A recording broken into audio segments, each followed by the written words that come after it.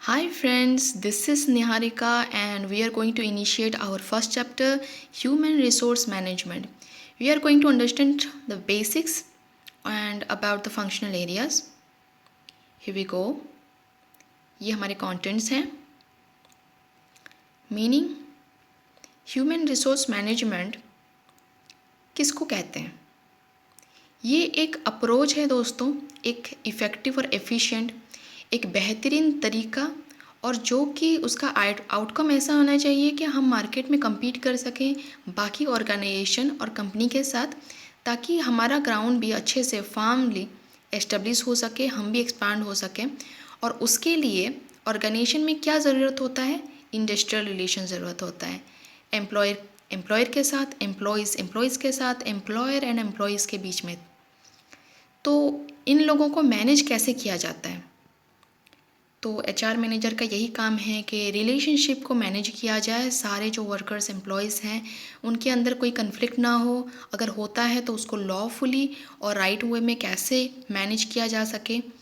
It involves focusing on human performance, उनका performance के हिसाब से उनका कैलकुलेशन किया जा सके। हायरिंग कैसे हायर किया जा सके उसका एक प्रोसीजर है। एग्जीक्यूटिंग बेस्ट वर्किंग प्रैक्टिसेस, कैसे कौन सा काम करेंगे, कौन सा माइलस्टोन, कौन सा स्टेप्स ले सकते हैं जिसकी वजह से हमारा कंपनी या ऑर्गेनाइजेशन ज़्यादा बेहतरीन तरीके से अपना रेपुटेशन बनाएगा मार्केट में।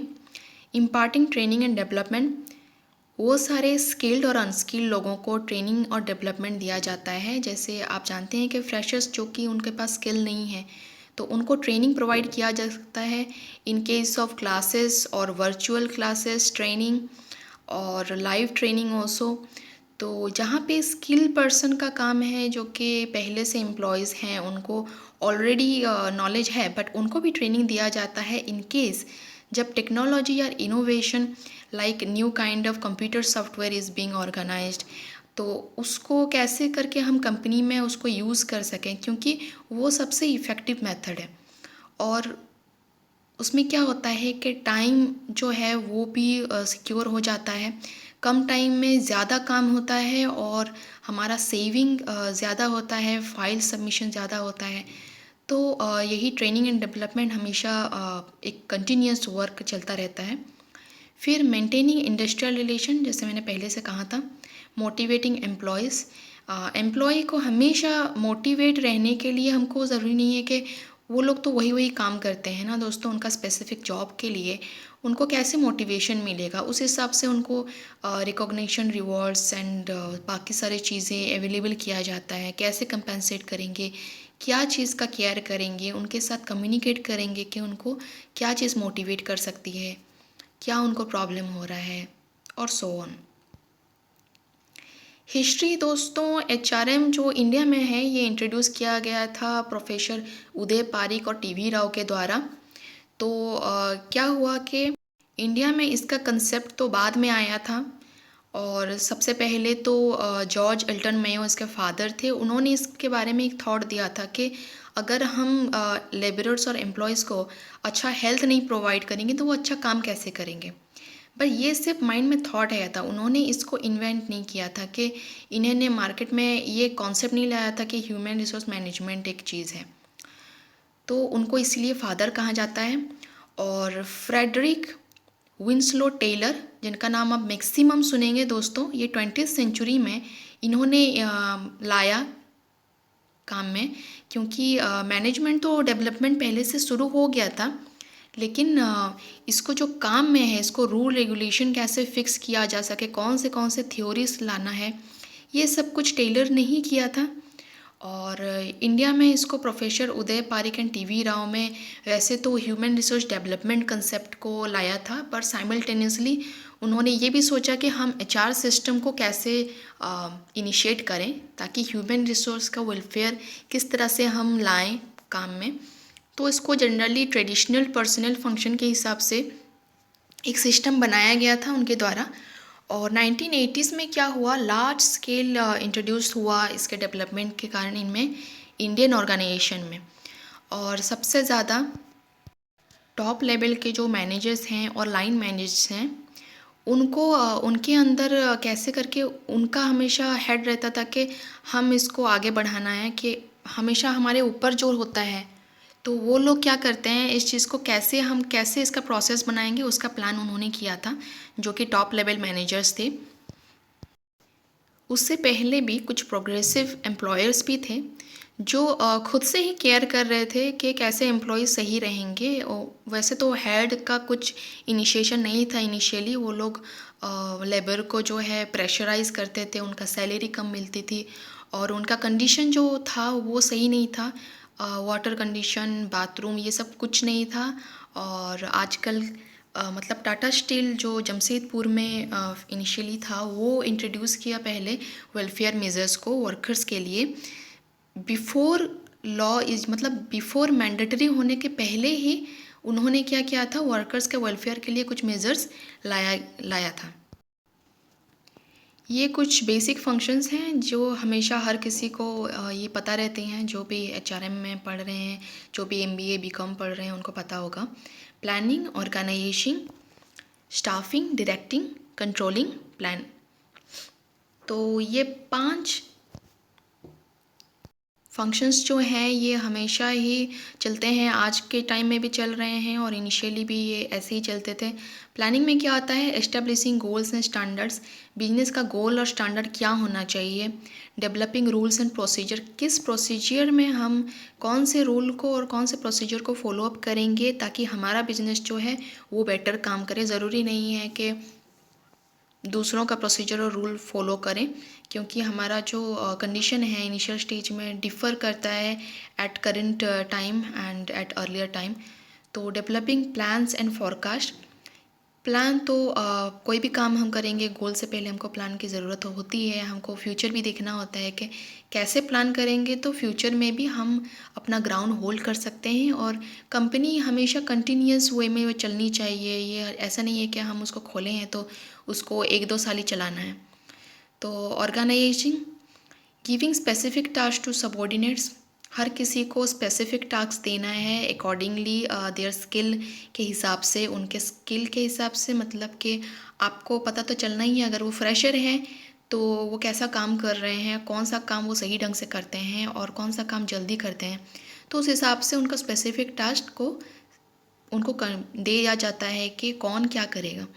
एस्टेब्लिशिंग डिपार्टमेंट्स, डिफरेंट डिपार्टमेंट रहता है, आपको पता होगा, जैसे एचआर डिपार्टमेंट तो एक है ही, वैसे प्रोडक्शन डिपार्टमेंट रहता है या आईटी डिपार्टमेंट रहता है। तो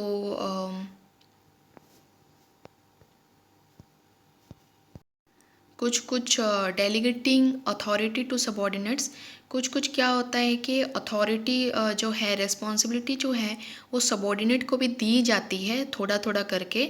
आफ्टर आप ट्रस्ट गेन करते हैं, एक मैनेजर एक पोजीशन में क्या होता है कि उसको जब ट्रस्ट आता है कि नहीं, ये एम्प्लॉय जो है ये अपना काम जान चुका है और अगर मैं इसको ये करने कहूँ तो ये संभाल सकता है, मुझे देखना नहीं पड़ेगा। तो धीरे धीरे क्या होता है, स्टेप वाइज मैनेजर्स क्या करते हैं, कुछ कुछ रिस्पॉन्सिबिलिटी अथॉरिटी सबॉर्डिनेट्स को प्रोवाइड करते हैं। फिर establishing channels to authority and communication, तो हमको क्या करना है, चैनल्स तो ज़रूरी होता है एस्टेब्लिश करना, ताकि जो कम्युनिकेशन है वो हर किसी में सही रहे और किसी में अंडरस्टैंडिंग का कन्फ्लिक्ट नहीं आए, प्रॉब्लम ना आए, वर्कर्स और एम्प्लॉयज़ को कोई भी ऑर्डर लेने में, उसको समझने में, करने में कोई दिक्कत ना आए, उसके लिए चैनल्स का ज़रूरी होता है। क्योंकि हमेशा मैनेजर्स, ऐसा नहीं है कि मैनेजर्स बार बार उसी चीज़ को दोहराते रहें, हो सकता है काम करते वक्त वर्कर्स और एम्प्लॉयज़ को कुछ डिफ़िकल्टीज आए, तो अगर हम सही चैनल्स बनाते हैं तो हमको ज़रूरत नहीं पड़ेगी कि हम ही उनको गाइड करें, वो किसी और अपने पेयर से, अपने कोलीग से उसको पूछ के उस काम को सही ढंग से कर सकते हैं। तो इसलिए चैनल्स और नेटवर्किंग बहुत इंपॉर्टेंट होता है। Coordinating the work of subordinate, तो कोऑर्डिनेशन भी ज़रूरत होता है, कोलैबोरेशन ज़रूरत होता है, टीम वर्क ज़रूरत होता है। अगर हम उसको कुछ भी बोल रहे हैं, वो सही ढंग से नहीं कर रहे हैं, आधा काम कर रहे हैं और टाइम जा रहा है, तो वैसे में क्या होता है, टीम वर्क काम नहीं करता है। हाफ काम एक पर्सन किया रहेगा, दूसरा काम जो है वो अपना काम इनिशिएट नहीं कर सकता। क्यों? क्योंकि उसके सबॉर्डिनेट, उसके जो सिमिलर लेवल पे जो वर्कर है उसने काम कंप्लीट नहीं किया है। आप फॉर एग्ज़ाम्पल आपको पैकेजिंग करना है, एक वर्कर है उसको पैकेजिंग करना है, लेकिन दूसरे डिपार्टमेंट में जो है उनका प्रोडक्शन जो है, एंडिंग का जो प्रोडक्शन का आउटकम है वो अभी तक ख़त्म नहीं हुआ है क्योंकि मशीनरी में कोई प्रॉब्लम है। तो ऐसे होता है कि कोऑर्डिनेशन इसीलिए ज़रूरी है।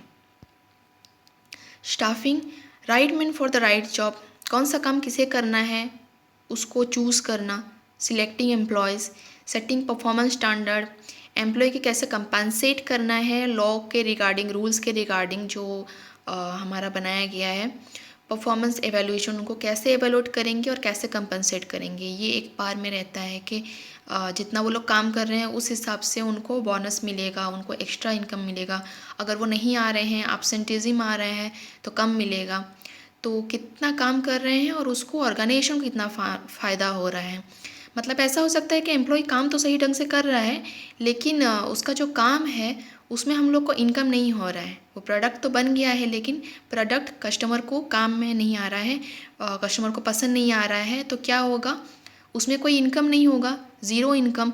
तो हम कैसे कंपेंसेट करेंगे एम्प्लॉय को, इसीलिए एवेल्यूशन और कंपनसेशन पार में रहती है। काउंसलिंग बहुत ज़रूरी है क्योंकि ऐसा होता है कई बार कि हर किसी का लिविंग कंडीशन अलग होता है, किसी को मोटिवेशन का जो अलग अलग उनका मेंटल लेवल होता है कि बीच में कॉफ़ी मिलने से उनका मोटिवेशन होगा। एक माइलस्टोन रहना चाहिए कि अगर वो 2 माइलस्टोन क्रॉस कर रहे हैं, इतना कमाई कर रहे हैं, तो उनको ऐसा अवार्ड मिलना चाहिए या ऐसा बोनस मिलना चाहिए, गिफ्ट मिलना चाहिए। तो ये इसीलिए काउंसलिंग का ज़रूरत होता है कि उनका फीडबैक चाहिए कि वर्कर्स को क्या दिक्कत आ रही है, प्रॉब्लम क्या आ रही है, क्या उसको एक्स्ट्रा ट्रेनिंग की ज़रूरत है। यहाँ पे आ जाता है training and development of employees.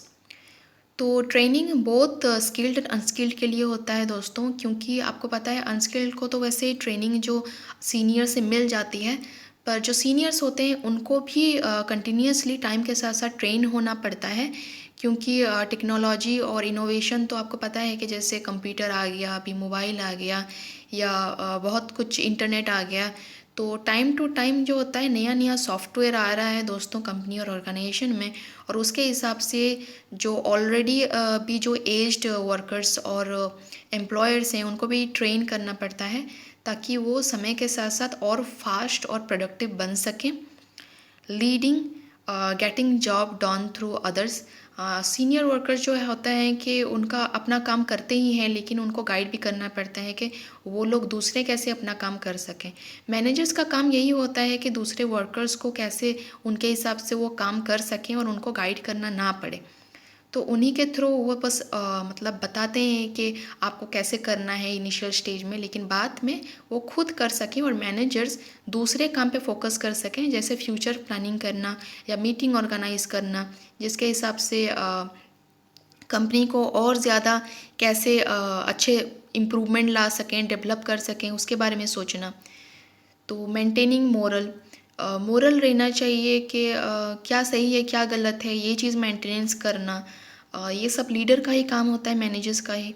Motivating subordinates, कैसे मोटिवेट करना है सबॉर्डिनेट्स को, कैसे उनके अंदर जो कंपटीशन रहता है कि उसको कैसे बोनस मिल गया, उसको कैसे मतलब ये चीज़ मिल गया और मुझे कैसे नहीं मिला, तो उस चीज़ को उनको इन्फॉर्म करना, इनके इन्फॉर्मेशन प्रोवाइड करना कि आप अगर इतना करते हैं, ये पर्सन जो है ये इतना करके दिखाया है, उसको सबको पता चलेगा कि अगर हम भी वैसा कर सकें तो हमारे लिए भी बहुत अच्छा प्रमोशन हो सकता है, ट्रांसफ़र हो सकता है। देन कंट्रोलिंग, हमको एक्शन भी कंट्रोल करना है, उनका डायरेक्शन भी कंट्रोल करना है। ऐसा हो सकता है कि हमने ऑलरेडी प्लान किया गया है कुछ कुछ काम करने का, जो प्रोसीजर है, पर बीच में कुछ दिक्कत आ रही है जिसकी वजह से हमको डायरेक्शन चेंज करना पड़ेगा, तो नहीं तो क्या होगा, ऑब्जेक्टिव फुलफ़िल नहीं होगा। सेटिंग सेल्स कोटा स्टैंडर्ड, अब आप देखो कि जैसे आप नेटवर्क मार्केटिंग के बारे में जानते होंगे दोस्तों, जैसे 3,000 या 5,000 का मार्केटिंग हर मंथली अगर आपको करना है कोई कंपनी से है तो उस कंपनी में क्या होता है कि अगर 5,000 का आपको कर भी देते हैं, फिर भी आपका जो है पॉइंट वैल्यू मतलब जो टारगेट है वो कंप्लीट नहीं होगा। तो ऐसे में क्या करते हैं कि सबॉर्डिनेट क्या करते हैं, गाइडेंस लेते हैं कि मतलब कौन सा चीज़ करेंगे, क्या करेंगे कि हमको उसको बैलेंस कर सकें। तो उनका एक्शन भी कंट्रोल करना पड़ता है मैनेजर्स के द्वारा, मैनेजर्स ही कंट्रोल करता है। क्वालिटी स्टैंडर्ड और प्रोडक्शन लेवल्स। तो किस तरह के क्वालिटी स्टैंडर्ड रखना है, आईएसओ सर्टिफाइड रखना है या कहाँ से कौन से स्टैंडर्ड का प्रोडक्ट हम लोग बनाएंगे, कैसे पैकेजिंग करेंगे, उसका ऐसा पैकेजिंग स्टाइल होना चाहिए, ऐसे डिज़ाइन होना चाहिए कि वो लोगों को अट्रैक्ट कर सके और उसका क्वालिटी के वजह से आदमी बार बार कस्टमर जो हैं उसी को ही चूज़ करें। Comparison of real performance with plan performance, हमको कंपेयर करना है कि जो हमने प्लान किया था परफॉर्मेंस कि हमको इतना टारगेट रखना है वो हो रहा है या नहीं हो रहा है, रियलिटी में क्या हो रहा है actually.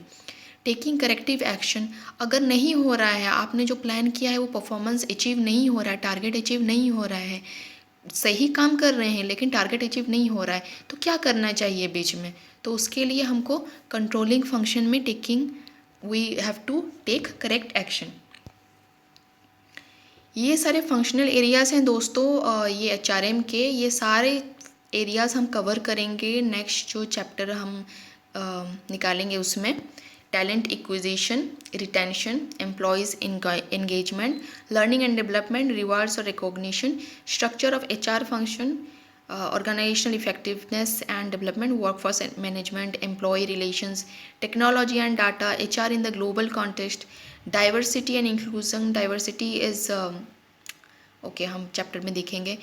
Risk management, corporate social responsibility, CSR activities के बारे में तो आप जानते ही होंगे दोस्तों, तो उसके बारे में हम देखेंगे। HR स्ट्रैटेजी कैसे, कौन से स्ट्रैटेजी अप्लाई करेंगे तो हमारे बिजनेस में वो हम लोग को अच्छा बिजनेस या मार्जिन देगा। एम्प्लॉयमेंट लॉ और रेगुलेशन जानना बहुत ज़रूरी है HR मैनेजर्स के लिए और कोई भी मैनेजर्स के लिए, क्योंकि ये ज़रूरी होता है कि वर्कर्स के लिए भी जानना ज़रूरी होता है ताकि कोई रॉन्ग एक्टिविटी ना हो। ओके, ये सारे रोल्स हैं HR मैनेजर्स के। जॉब एनालिसिस करना, प्लान करना, कैंडिडेट्स रिक्रूट करना, सिलेक्ट करना जॉब के हिसाब से, ट्रेनिंग प्रोग्राम्स इनिशिएट करना, इन्फॉर्म करना, नोटिफिकेशन देना कि कब ट्रेनिंग होने वाला है, वेजेस और सैलरीज़ कैसे मैनेज करना है, किसको कितना देना है, providing incentives and benefits, employees को कैसे अप्रेज करना है उनका परफॉर्मेंस के हिसाब से, कैसे कम्युनिकेट करना है, इंटरव्यू कैसे लेना है, काउंसलिंग कैसे करना है, कैसे डिसिप्लिन रखना है, डेवलपिंग मैनेजर्स एंड ट्रेनीज़, उनका डेवलपमेंट कैसे हो, trainers and trainees both, building relations and engagement, और ग्रीवेंस हैंडल करना वर्कर्स और एम्प्लॉयज़ के पार्ट में हो या एम्प्लॉयर्स के पार्ट में हो, क्या क्या ग्रीवेंस कंप्लेन है, रिलेशन में क्या कन्फ्लिक्ट हैं वो सब हैंडल करना, लॉ को हैंडल करना, क्योंकि ऐसे होता है कि एक डिलेमा होता है दोस्तों के मतलब कि एथिकल डिलेमा होता है कि हमको समझ नहीं आता है कि वो सही है या नहीं है, क्योंकि लॉज में कुछ चीज़ें होती है जिसको भी मानना पड़ता है और समटाइम्स वो सही लगता है और समटाइम्स वो अनएथिकल भी लग सकता है। ये सारे चैलेंजेस हैं। पॉलिटिकल और लीगल एनवायरनमेंट जब चेंजेस आते हैं उसमें डाइवर्सिटी, जैसे हम लोग का कल्चरल डाइवर्सिटी होता है, लैंग्वेज बैरियर्स होता है, हमारा जो क्या होता है आपका जो ड्रेसिंग चीज़ होता है, प्रोफेशनल ड्रेसिंग थिंग्स होता है, काम करने का तरीका होता है, कम्युनिकेशन डिफ़र करता है, क्योंकि कुछ जो है हम लोग का वर्बल नॉन वर्बल रहता है हम लोग का कम्युनिकेशन, जैसे कि हम साइन लैंग्वेज रहता है उसमें आप कुछ साइन करेंगे उसका कुछ अलग मीनिंग होगा आपके दूसरे कंट्री के साइन के हिसाब से, कंट्री डाइवर्सिटी रहेगा, फीमेल मेल जेंडर डाइवर्सिटी, वैसे कंडीशन में कैसे करना है, टेक्नोलॉजिकल चेंजेस एंड इनोवेशन, ये भी एक चेंजेस हैं जिसको अडेप्ट करना हार्ड रहता है शुरू में, बट ये धीरे धीरे उसको करना पड़ता है, ये एक चैलेंज होता है क्योंकि हमको और लोगों को भी गाइड करना है कि कैसे उस टेक्नोलॉजी को सही ढंग से हम उसको अडेप्ट कर सकें।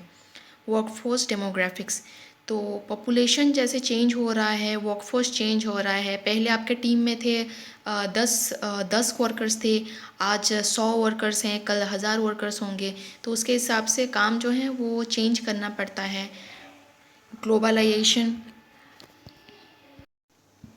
टॉप मैनेजमेंट सपोर्ट, जैसे टॉप मैनेजमेंट का हम लोग का जो जैसे होता है कि टॉप मैनेजमेंट, मिडिल मैनेजमेंट और लोअर मैनेजमेंट सपोर्ट रहता है, मैनेजर्स डिफरेंट सेक्शन के रहते हैं, तो जो टॉप अथॉरिटी है उनका सपोर्ट रहना भी एक ज़रूरी होता है। ऐसा होता है कि कम्युनिकेशन बैरियर भी होता है, हमेशा वो लोग बात नहीं कर सकते, तो हमको उनका गाइडेंस हमेशा कंटिन्यूसली ज़रूरत होता है, even if we are managers. Okay, तो अगर टॉप लेवल हम लोग हैं, टॉप लेवल मैनेजर्स भी हैं, तो हमको लोअर लेवल या मिडिल लेवल मैनेजर्स का भी सपोर्ट ज़रूरत होता है। ठीक है, एथिकल डिलेमास, जैसे मैंने आपको पहले कहा था, एथिकल है या अनएथिकल है, ये हम लोग को कन्फ्यूज़न होता है।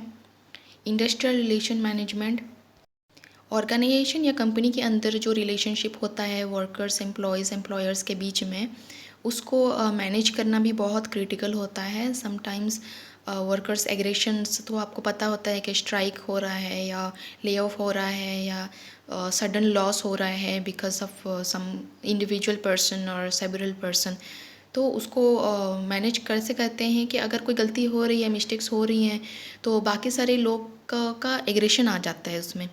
फिर जस्टिफाइंग पे स्केल एंड बेनिफिट्स, कॉम्प्लिकेशन आती है कि हमको जो पे बेनिफिट्स हैं वर्कर्स और इन लोग को देना है, एम्प्लॉयज़ को देना है, तो उनमें आर्गुमेंट होगा कि आपने हमें कम दिया, या ये क्यों हुआ और वो क्यों नहीं हुआ, ये बेनिफिट हमको क्यों नहीं मिला, तो उसको भी जस्टिफाई कंटिन्यूसली करना पड़ता है। नहीं तो क्या होता है कि एक ट्रस्ट इशूज़ आ जाता है वर्कर्स और एम्प्लॉयज़ के बीच में कि मैनेजर जो है ये पार्शलिटी कर रहे हैं और हमको अलग हिसाब से देख रहे हैं, तो उनको बताना पड़ता है कि आपने क्या काम किया है, कितना दिन काम किया है, उसके हिसाब से आपने ये नहीं किया, इसलिए आपको इतना पे स्केल मिल रहा है और ये बेनिफिट्स आपको मिल रहा है। फिर होता है इनएडिक्वेट एचआर इन्फॉर्मेशन, एचआर को जो सब इन्फॉर्मेशन की ज़रूरत होती है वो एडिक्वेट होना चाहिए, सफिशेंट होना चाहिए, ताकि कोई मिस्टेक ना हो। अगर आपको जितने भी एम्प्लॉयज़ हैं उनका जो अटेंडेंस हैं, कितने आ रहे हैं, कौन कितने कितने टाइम में वो लोग आ रहे हैं, वो भी कैलकुलेट होता है, तो वो इन्फॉर्मेशन भी कलेक्ट करना ज़रूरी होता है। जैसे आपको पता होगा कि कंपनी में जब वर्कर या एम्प्लॉय एंटर कर रहे हैं तो उनको अटेंडेंस स्टाम्प देना पड़ता है, उनको एक गेटवे में जाना पड़ता है, कार्ड देना पड़ता है कि हम वो जो कैलकुलेट होता है मशीन में ऑटोमेटिकली कि इस टाइम में ये एम्प्लॉय का आइडेंटिटी है, ये एम्प्लॉय इस टाइम में एंटर किया था और इस टाइम में उसने लीव किया, इतना से इतना उसने लंच ब्रेक में गया। तो ये सब चीज़ रहता है कि ये सारे इन्फॉर्मेशन ही कैलकुलेट होते हैं फ्यूचर फ्यूचर स्टेप्स के लिए। ग्रे कॉलर वर्कर दोस्तों, जिन लोगों को नहीं पता, मैं बता रही हूँ कि ग्रे कॉलर वो वर्कर हैं जो रिटायर हो चुके हैं लेकिन फिर भी काम कर रहे हैं। तो ऐसे होता है कि वो कामुक तो बहुत हैं कि वो बहुत प्रोडक्टिव हैं, काम बहुत अच्छे से करते हैं, लेकिन उनके पास जो है नया स्किल नहीं है, ना वो नया स्किल को अडेप्ट कर सकते हैं। ऐसा हो सकता है कि वो लो क्वालिफाइड हैं या उनको कंप्यूटर और मशीनरीज यूज़ करना नहीं आता, उनको भी ट्रेन करना पड़ता है। तो अगर ट्रेनिंग नहीं भी कर रहे हैं, क्योंकि वो काम कर रहे हैं, तो उनको हायर सैलरी तो देना ही पड़ता है, इवन इफ़ वो वैसे काम नहीं कर सकेंगे जितना हम एक्सपेक्ट कर रहे हैं उनसे। तो ये वो ग्रे कॉलर वर्कर है, इनका मेंटेनेंस भी एक हार्ड वर्क होता है, एक चैलेंज होता है मैनेजर्स के लिए।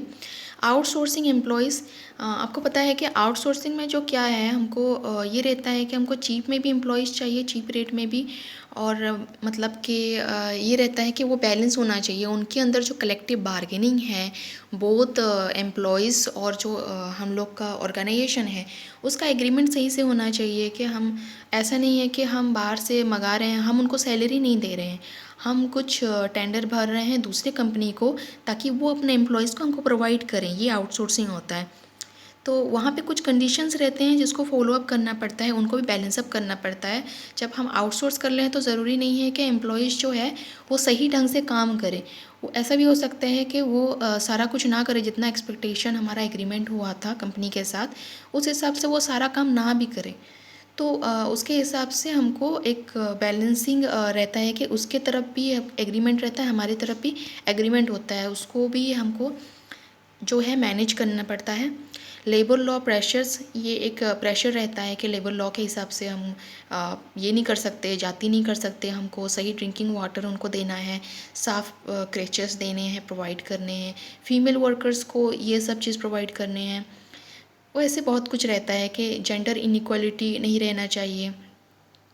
फिर आता है मैनेजर्स के लाइफ में वर्क लाइफ बैलेंस। जिसको नहीं पता वर्क लाइफ बैलेंस के बारे में, वर्क लाइफ बैलेंस ये होता है कि आपका जो वर्क टाइम है, आपका प्रोफेशनल वर्क है, फिर आपका जो पर्सनल वर्क है, पर्सनल वर्क मतलब आपके घर में आपको खाना बनाना है, बच्चों को देखना है, आपका फैमिली लाइफ है, उन इन दोनों को हमको मैनेज करना होता है एज ए मैनेजर। सो ये भी बैलेंस होना चाहिए। अगर ये चीज़ बैलेंस नहीं हो रहा, आप काम ज़्यादा कर रहे हैं, फैमिली को नहीं देख पा रहे हैं, तो ये भी हमारे वर्क में ही एक्चुअली बैड इम्पेक्ट आता है। तो ये भी एक चैलेंज है मैनेजर्स के लिए।